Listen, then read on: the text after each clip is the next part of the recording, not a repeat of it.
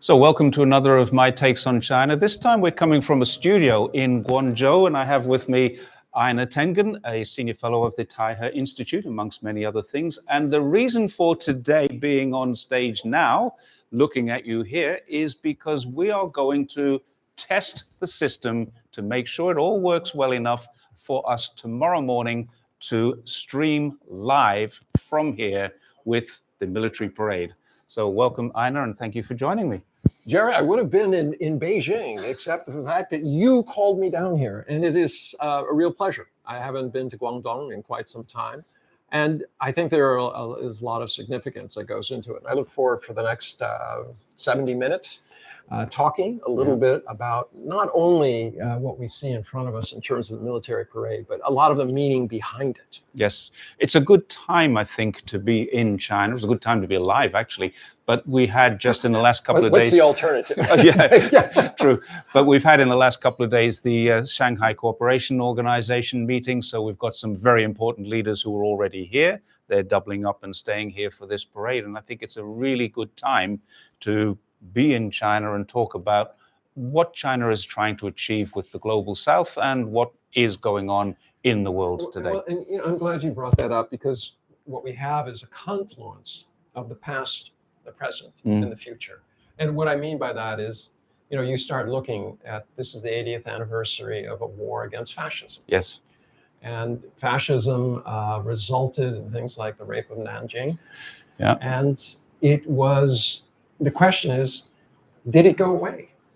Because today we seem to have the same issues going on. And I don't want to put a downer on it, but there's tremendous significance, not only for the ending of the war, the war of resistance against the Japanese, but also it was the end of the colonial occupation of China. Yeah, it certainly was, because I don't think people realized, I think there were 46 different concessions, treaty ports, and colonies. If you include Macau and Hong Kong, which were colonies, there were 46 different places that didn't belong to China. Colonies is a little strong, since these were taken in a drug war, e.g. Well, Macau was not, but yeah, Hong Kong certainly was. That was. We had Italians here, we had Americans here, we had Germans here, we had the French here, we had the British, of course. And Americans. Yeah, the Americans were here. Here. And so we're now in a situation where China has said that period of time is over, and that's the purpose of this great military parade. It's not to say, look at what we could do. It's to say, we're not going to allow this to happen again. 100 years of humiliation. This has weighed heavily on the Chinese consciousness. It's not really something that people are aware of outside of China. But it's one of the reasons I see so much more confidence today. I mean, a year ago, if I was going through Beijing or any other city in China, quite frankly, it was the restaurants were not that full. True. Now, even on a Monday night, I have to get a reservation to get in. Really?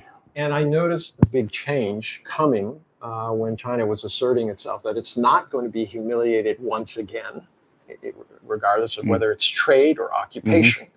They're not going to be backed into a corner. And I think this had a tremendous psychological effect. It's probably had a psychological effect on parts of the rest of the world too. We're seeing Africa coming to the fore. We're seeing Latin America changing. SCO. SCO. Modi showed up. BRICS, BRI. It's all happening here, isn't it? Well, it is. But then, you start looking at some of the rhetoric. What I noticed most yesterday, Xi Jinping gave a speech to the opening of the Shanghai Cooperation Organization. And in it, he talked about a number of firsts. He said, we were the first to do a number of things, including, it wasn't just economics, but it was about security.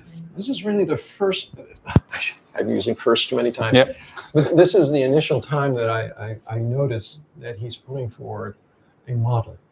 And this model is based on this idea of, the three principles or three initiatives. Every country needs to be secure, and their security cannot depend on the security of another, the insecurity of another country. It has to be a road to development, a path, and it has to be one that is chosen by the people. There has to be sovereignty. So if you go back over the last, if you look at BRI, Shanghai Cooperation, and also BRICS. You'll notice that the language mirrors each other. And then he went on to say these are regional approaches, but he started talking about United Nations and how important it is to support that, but reform it. Yes. So I think in essence, what you see here is not only a parade, but China saying there is an opportunity here to bring some of the things that are working. Because remember, the BRI and all these organizations have now resulted in more economic development in the developing and emerging world than in the developed world.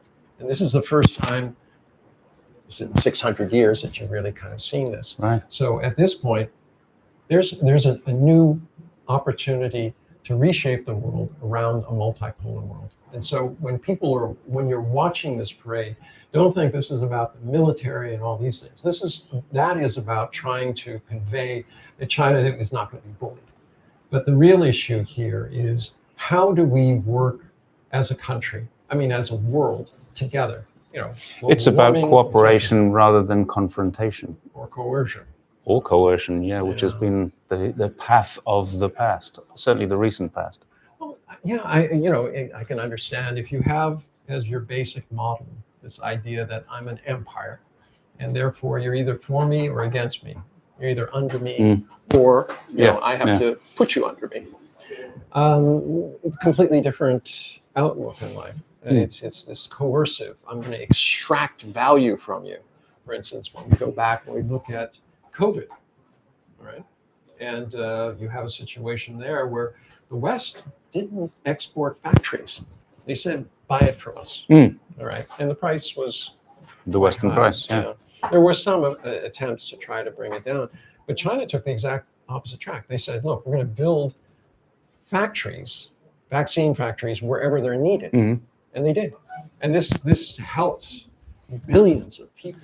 It helps them in many more ways than just the vaccines that they got, the employment that they got through those vaccines. And not only that, but it points to a different model. When you talk about shared future, it is about sharing, not coercive taking. And I think that's really important. So here we have the parade. Yep. What's your initial thoughts about some of the things that are coming? My initial thoughts are that we're going to see some new weaponry, we're going to see some new developments, but we are going to hear a lot about cooperation. Well, I think I'm looking forward to talking a little bit about Xi Jinping's speech that he just gave to the opening.